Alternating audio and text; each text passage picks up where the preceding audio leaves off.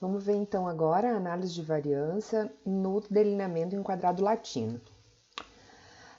Vamos entender o que é o quadrado latino, depois a gente vai retomar um exemplo que a gente viu na primeira aula, aquele da locadora de automóveis que estava testando as marcas de pneus. Daí vocês vão entender, né, e conseguir associar aquele exemplo que a gente já tinha visto. Então, no quadrado latino, as nossas unidades elas vão ser agrupadas em duas séries de blocos, ou seja, eu tenho dois bloqueamentos, que a gente chama de linhas e colunas. O número de linhas e o número de colunas é o mesmo.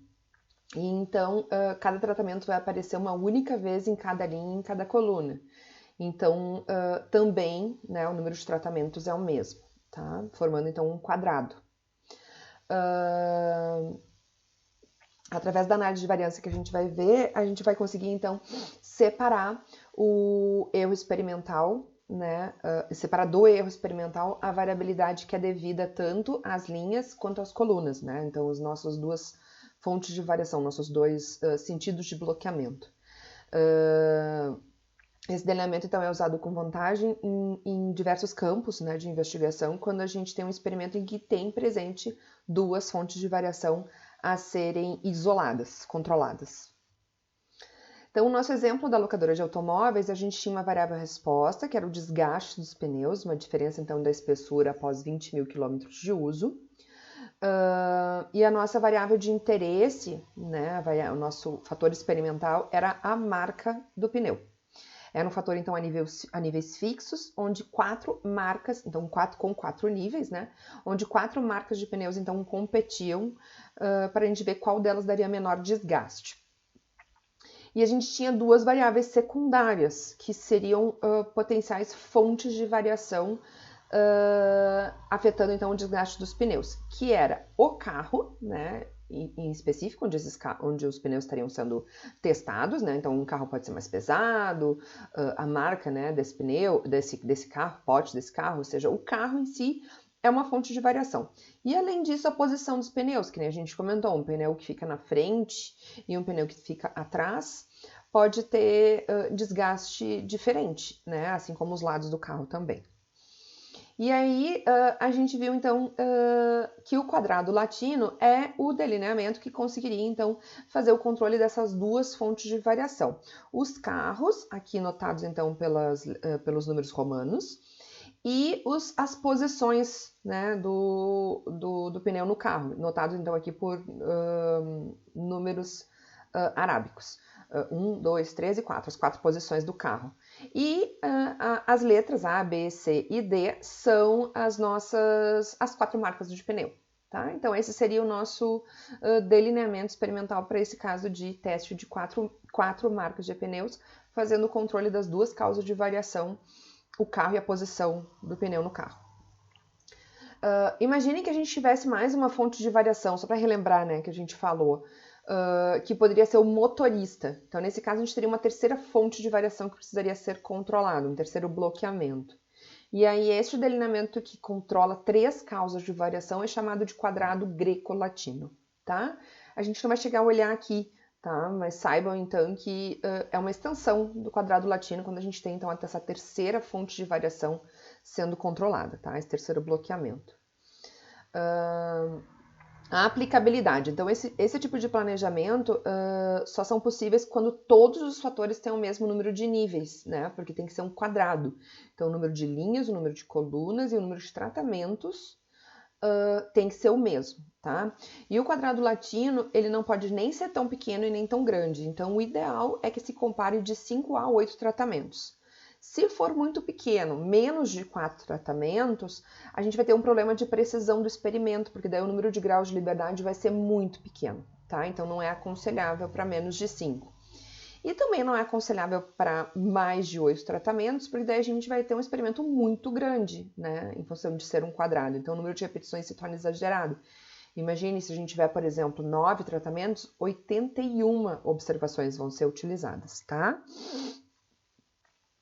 Então, aqui a gente tem o quadro da análise de variância, onde a gente vai fazer o quê? A nossa variabilidade total, aqui está a fórmula, então, da soma de quadrados total, vai ser dividida em 4 fontes de variação, né? a variabilidade nas linhas, a variabilidade nas colunas, entre os tratamentos e, por fim, o erro experimental, tá? Aqui estão os graus de liberdade associados a cada uma dessas fontes e as fórmulas para obter, então, as somas de quadrados. E do jeito que a gente já tinha visto, né, os quadrados médios, perdão, é a razão entre soma de quadrados e graus de liberdade. E, por fim, o teste F, né, que vai ser a razão do quadrado médio respectivo, todos eles divididos pelo o erro experimental. Né? Só para chamar a atenção, gente, a gente sabe que esses dois primeiros testes aqui, assim como era lá no delineamento em blocos, são testes aproximados e questionáveis em função da aleatorização, né? A aleatorização ela é feita só dos tratamentos nas linhas e nas colunas, tá? Então, somente o teste de tratamentos deveria estar sendo feito, interpretado. Mas a gente coloca porque o software vai trazer pra gente a solução destes dois testes Fs aqui, tá? E podia ser olhado, né, de forma, com este cuidado, né, para saber se estes dois bloqueamentos, né, essas duas fontes de variação foram, então, eficientemente controladas, tá?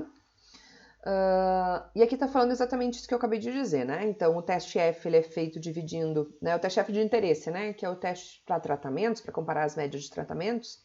Ele é feito dividindo, então, o quadrado médio de tratamentos pelo quadrado médio do erro.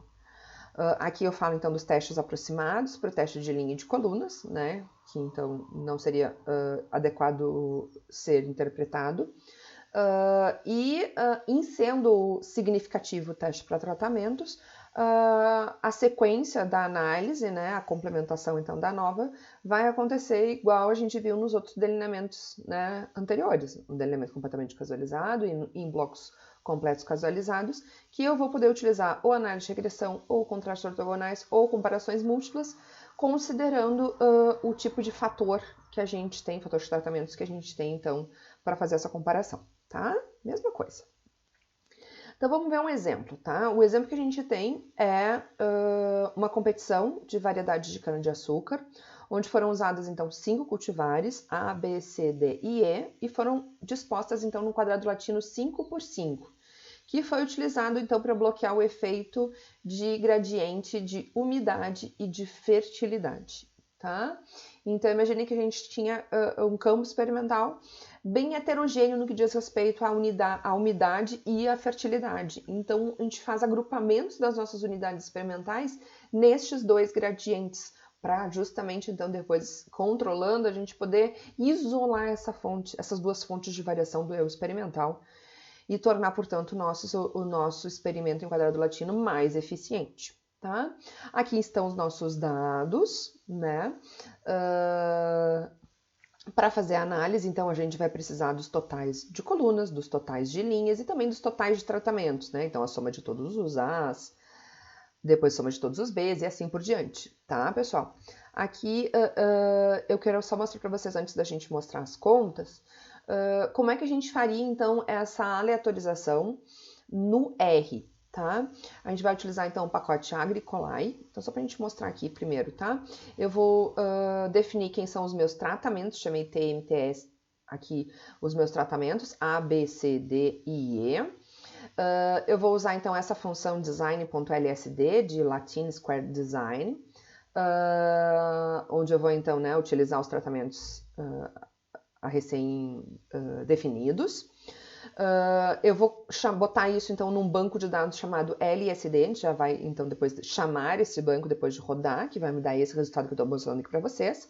E eu só vou nominar, né, os níveis de linha. Eu vou chamar de linha 1, linha 2, linha 3, linha 4, linha 5.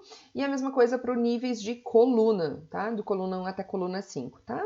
Porque daí ele vai nos entregar já com os nomes, né, de linhas e de colunas, e não só os números. Então, vamos lá para o R, para a gente ver como fazemos isso, né? Então, eu chamo o pacote, os tratamentos são definidos. Eu vou, então, né, rodar o delineamento, colocar ele, então, como um banco de dados.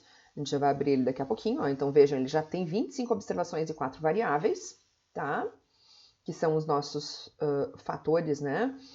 de linha, de coluna e o de tratamentos, eu só vou agora nominar as linhas e as colunas, tá? Então, se eu clicar aqui, a gente vai ver, ó, exatamente isso, né? Os tratamentos, as linhas e as colunas aleatorizadas. Exatamente aquilo que a gente plotou ali agora há pouco, tá? Então, aqui vocês vão ver exatamente isso, ó, né? Esses números aqui dos plots, tá? São só a sequência aqui de linhas e de colunas que ele colocou, tá? Antes de fazer, então, a aleatorização dos tratamentos nestes grupos, tá? Pronto. Eu já vou aproveitar que estamos aqui. A minha próxima etapa aqui seria, então, fazer a leitura do banco de dados, tá? O banco de dados é aquele ali DQL, underline, cultivares.xlsx, que está disponível, então, para vocês no Moodle.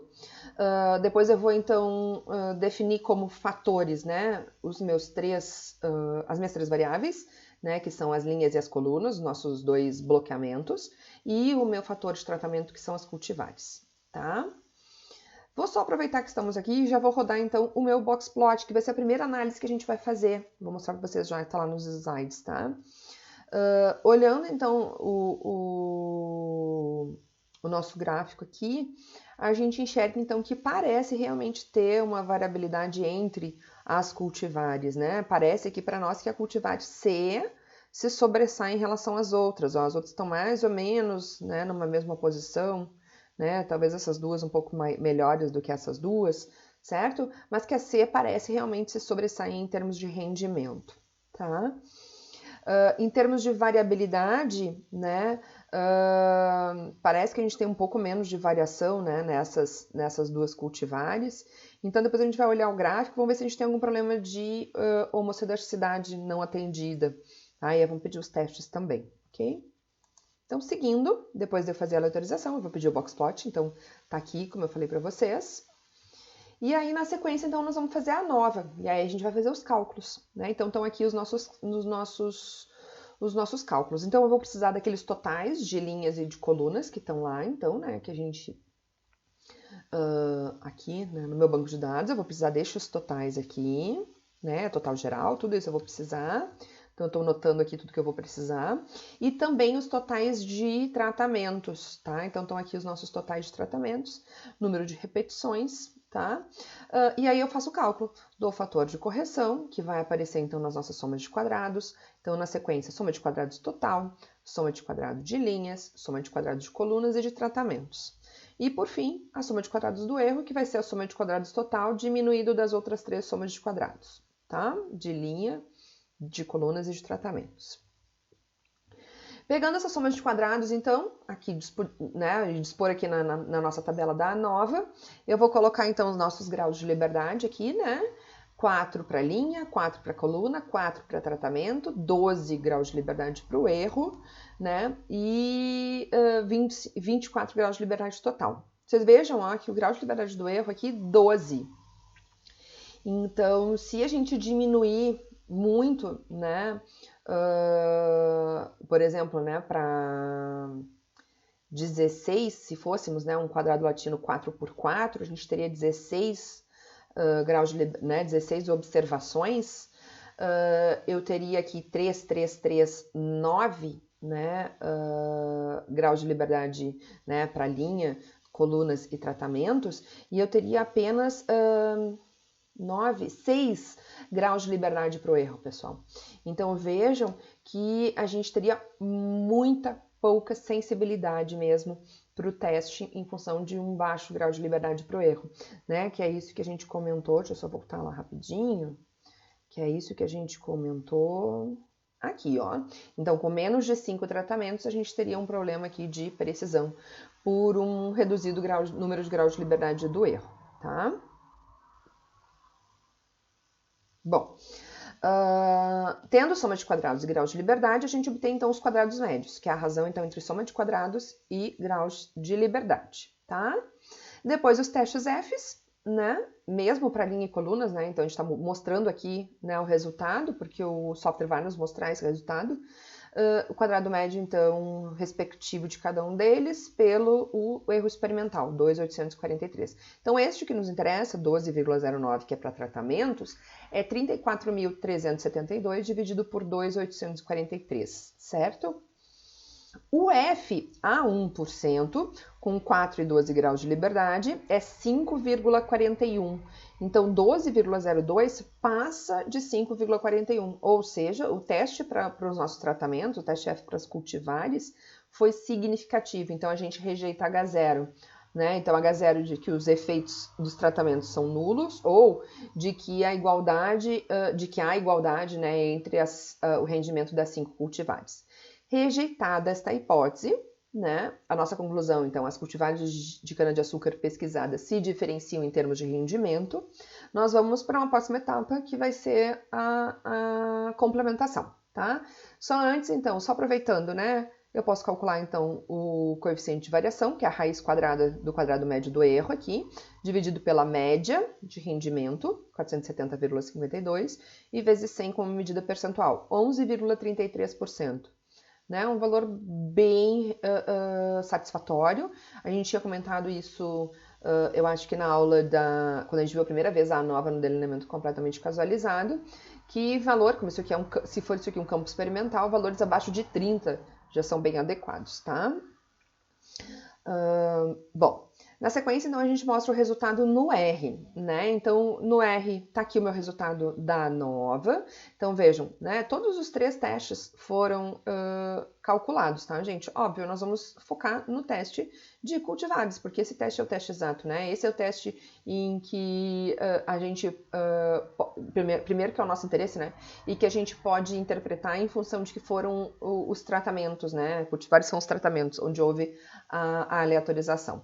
Né? Então, tá aqui altamente significativo, ó, então a probabilidade aqui é menor ainda que 0,1%. Tá aqui o nosso coeficiente de variação, 11,33, né? Então, tá aqui a instrução para pedir ele. E também o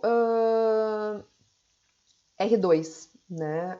Que é a soma de quadrados de cultivares sobre a soma de quadrado total, né? Então, aqui seria soma de quadrados de soma de quadrados de cultivares, que são os tratamentos, sobre a soma de quadrado total, tá? 0,86, tá? Isto.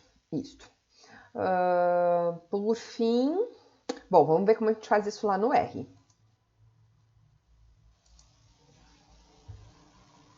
Tá aqui, o boxplot a gente já tinha feito, tá aqui então a nova, né? E aqui eu peço a tabelinha, né, para ver o resultado. Então, aqui, então, né, tá aqui o nosso teste significativo para tratamentos, que são as cultivares. Aqui, eu peço, então, o R2, 11,33, e aqui o R2, né, tá ali, ó, 0,86, 87, arredondando, tá? Aqui, só para mostrar que eu deixei pronto, né, eu posso pedir também as médias, né, que a gente viu lá, os totais, né, nos slides lá, onde a gente mostrou os cálculos para somas de quadrados. Então, se eu dividisse cada um daqueles totais por 4, né, que é o número de repetições, eu chegaria nesses totais, nessas médias que estão aqui. Tá? Bom, na sequência, se a gente teve então o teste F aqui, né? Esse teste aqui significativo, nós vamos partir então agora para a complementação. E uma das formas de complementar é fazer o teste de comparação múltipla, né? Aqui, né, se a gente não tiver, bom, primeiro são cultivares, então não é quantitativo. E se forem qualitativos, né, e não tiver nenhum tipo de estruturação, só nos sobra realmente os testes de comparações múltiplas, bom? Então, aqui só para exemplificar, tá, pessoal? Nós vamos fazer, então, um teste de Tukey.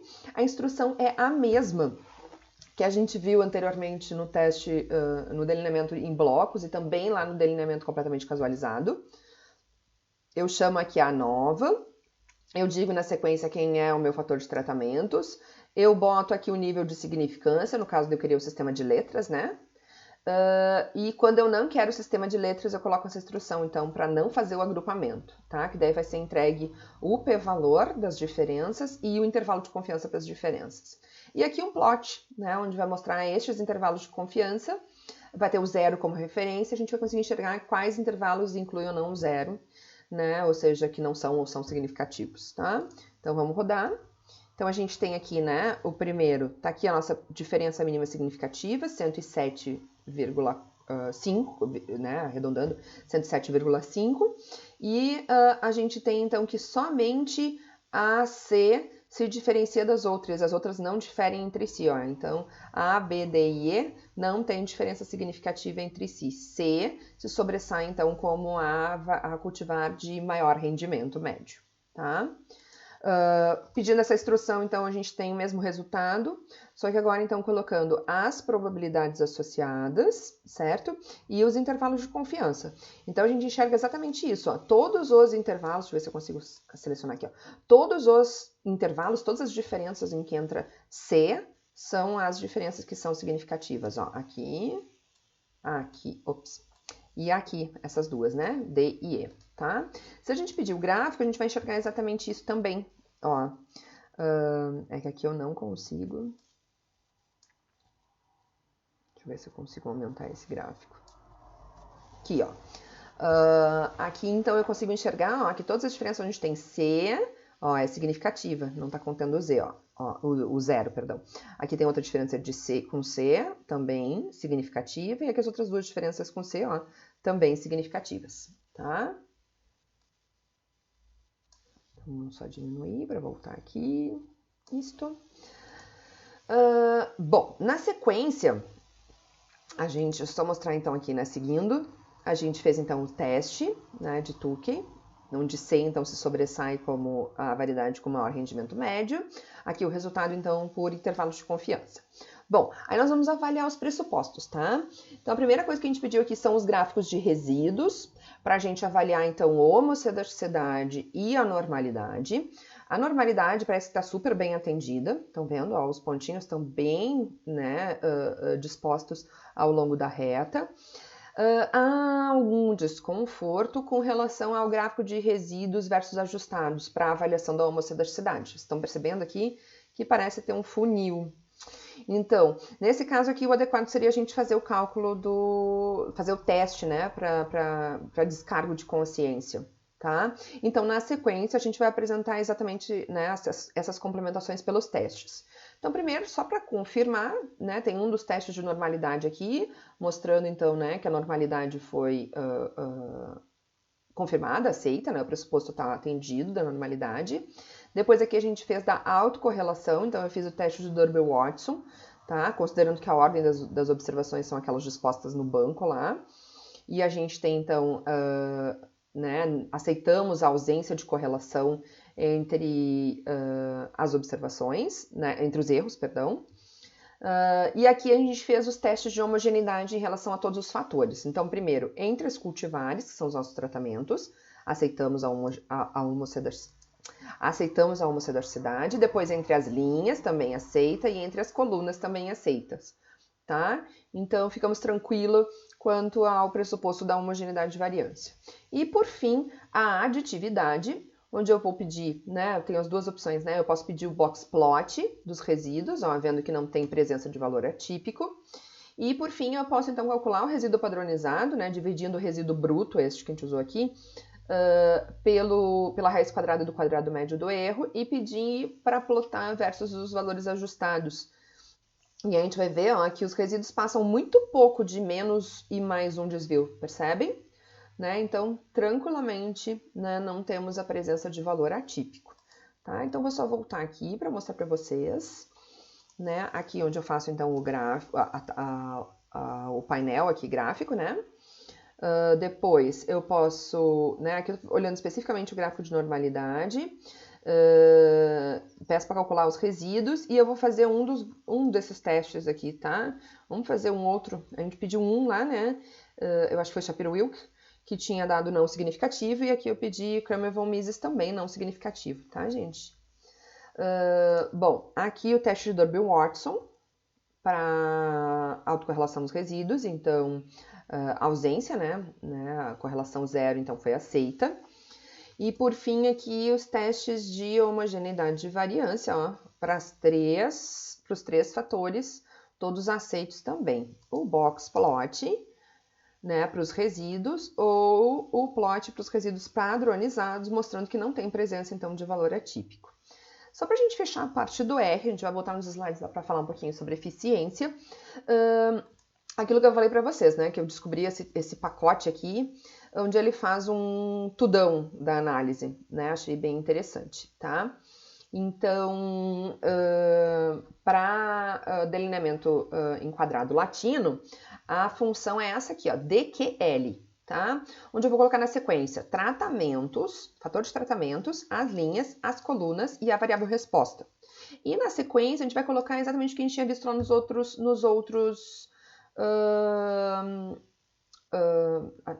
não, né? Eu mostrei isso para você só para blocos, mas também tem um delineamento completamente casualizado. Se não me engano, eu deixei lá no script também. Então, se o meu fator de tratamentos é qualitativo ou não, ó, né? No nosso caso, né? Sim, é um fator qualitativo, né? Se for para fazer, então, né? No caso, então, de ser qualitativo, qual é o teste de comparação múltipla que eu quero fazer? E aqui a significância do teste T e a significância para o teste F, tá? Vou pedir aqui, então, e pedir os gráficos, para vocês enxergarem. Os gráficos, né, semelhantes aos que a gente tinha feito, dos resíduos padronizados, o boxplot que a gente fez na mão não aparecia no painel. Esse gráfico aparecia no painel, mas não aparecia um envelopamento, né, bem bonitaço, histograma bem bonitaço. E aqui, na verdade, né, essa angustiazinha aqui com relação ao comportamento dos resíduos padronizados versus ajustados, né, esse mini funil aqui que a gente se tranquilizou no momento que a gente viu os testes de homogeneidade de variância, a gente pediu o Bartlett, né? Bom, então aqui os nossos resultados, né? Então o que a gente... aqui a normalidade, aqui ele fez o Shapiro-Wilk, que foi exatamente o que a gente tinha feito antes. Tá aqui, né, o coeficiente de variação. Tá aqui o teste de médias, exatamente o que a gente tinha encontrado. Aqui o C é, a cultivar que se sobressai e é diferente das demais. Tá? Então ele é um faz tudo aqui, né? Só tem que tomar um cuidado, né, gente? É importante a gente saber, que eu chamei atenção na última aula, que quando há perda de informação, ele acaba não fazendo ajuste para todos os efeitos do modelo, tá? E isso pode ser um problema, tá, pessoal? E na verdade pode ser um problema bem grande, né, quando a gente tem, né, mesmo que eu diga assim, mas é só botar então o tratamento por último que o tratamento vai ser ajustado. Ok, que é o teste de interesse, né, o teste F para tratamentos. Mas na sequência, se o teste F para tratamentos for significativo e eu quiser fazer um teste de Tukey, ele vai estar com erro, porque ele não vai fazer o ajuste para perda de informação, não vai usar então, por exemplo, as médias de mínimos quadrados, e sim as médias aritméticas. Tá? Então, é importante ter cuidado, tá? Use com cuidado. Num delineamento redondinho, balanceado, ele vai funcionar super bem, tá, gente? Bom, então foi isso que a gente mostrou aqui, a gente finalizou aqui, e aí, então, para a gente fechar essa aula, nós vamos falar um pouquinho de eficiência, tá? Qual é a ideia da eficiência aqui? É a gente comparar o delineamento em quadrado latino com aquele nosso delineamento base lá, o delineamento completamente casualizado. Tá? Então, aqui eu mostro aqui os resultados que a gente vai precisar, né? Os graus de liberdades e os quadrados médios para as nossas fontes, linhas, colunas, tratamentos e o erro experimental. E a gente vai precisar, então, calcular então, a eficiência relativa do delineamento em quadrado latino, primeiro em relação ao delineamento completamente casualizado. A fórmula é essa aqui, né? Onde eu vou ponderar o quê? Toda a variação, né, que eu tenho em relação a linhas, colunas e quadrado médio do erro sobre o quadrado médio do erro, que é a única fonte de variação que eu teria lá no delineamento completamente casualizado. Ou seja, mostrar o quanto eu isolando mais duas fontes de variação, eu ganho em eficiência, tá? Então, aplicando isso aqui, a gente chega em 183%. 83% mais eficiente é o quadrado latino em relação a um completamente casualizado. Ou seja, o que eu estou falando? O nosso quadrado latino aqui com 5 repetições. Se eu estivesse fazendo um delineamento completamente casualizado com 5 repetições, eu teria quase a metade da eficiência. É isso que a gente está dizendo aqui, gente, quase a metade da eficiência. Ou seja, para eu chegar na mesma eficiência do quadrado latino, que é 83% a mais, eu precisaria aumentar aqui para 4 a 5 repetições a mais. Ou seja, ao invés de 5, usar 9, né? Vamos arredondar aqui, né, que tá pertinho, usar 9 repetições. É isso. Aí eu teria a mesma, no delineamento completamente casualizado, é a mesma eficiência que eu tenho aqui no quadrado latino, por estar controlando duas causas de variação que lá no completamente casualizado não são controladas. Na sequência, a gente tem aqui o cálculo da eficiência em relação ao delineamento em blocos. E aí no delineamento em blocos nós vamos pensar o seguinte, bom, no delineamento em blocos eu estou controlando uma causa de variação apenas, que poderia ser as linhas ou as colunas, né, que seriam ou a umidade ou a fertilidade, que são as nossas duas causas de variação que a gente está controlando no quadrado latino. Então o primeiro teste que eu faço aqui é se eu botar linhas, ou seja, se eu fizesse o delineamento em blocos e somente o fator que está em linhas fosse controlado, fosse o nosso bloqueamento, certo? Então, se eu estivesse fazendo o controle de linhas, no quadrado latino, eu estou ganhando por ter feito o controle de colunas, certo? Então, eu botei aqui no numerador o ganho de colunas em relação a blocos que não vai ter este efeito sendo controlado, tá? E aí eu tenho 172% de eficiência, 72% mais eficiente, certo? Então, eu precisaria, num delineamento em bloco, 72% a mais de repetições, 3 a 4 repetições a mais. Ou seja, quase a mesma coisa que a gente teria que fazer no delineamento completamente casualizado. Bom, já o contrário, se eu estivesse usando as colunas como os blocos, né? Se eu estivesse fazendo o controle das colunas e não das linhas, vejam que eu tenho agora eficiência só de 129% do quadrado latino em relação aos blocos. Ou seja, para que o delineamento em blocos tivesse a mesma eficiência, eu precisaria 29% a mais de repetições, 1 a 2 repetições, certo? Ou seja, se eu tivesse que fazer novamente este delineamento, tá? Eu comparar, né, a cinco cultivares, seria, né, sem perda muito grande de eficiência, ideal utilizar um delineamento em blocos casualizado com as colunas como blocos. Porque vejam que a eficiência do delineamento em blocos, considerando as colunas como blocos, não é tão menor, né? Vamos olhar pelo contrário, né? O delineamento em quadrado latino seria só 29%, se eu incluísse mais as linhas ainda, né? Seria só 29% a mais, né, de significância em relação ao delineamento em blocos. Na sequência aqui vocês vão ter então alguns exercícios. Neste aqui, vejam, é o mesmo exercício que a gente acabou de resolver. A gente só teve então a perda, considerando, né? Vamos considerar que a gente teve a perda desta observação. Tá? Este 515 aqui, né, não foi observado. Essa cultivar aqui na primeira linha e na primeira coluna foi perdida. Então, o que a gente quer é que vocês refaçam toda a análise e vejam os cuidados que a gente tem que ter no momento que a gente tem uma perda de informação. Tá? Então, cuidado tanto nas somas de quadrados, que a gente tem que pedir soma de quadrados parciais, e também na hora de pedir lá, por exemplo, o teste de Tukey, que a gente precisa das médias de mínimos quadrados e não aritméticas, tá? Por causa dessa perda de informação. E outros exercícios aqui na sequência, né? Para vocês, então, identificarem, né? Exercitarem esse delineamento. É isso.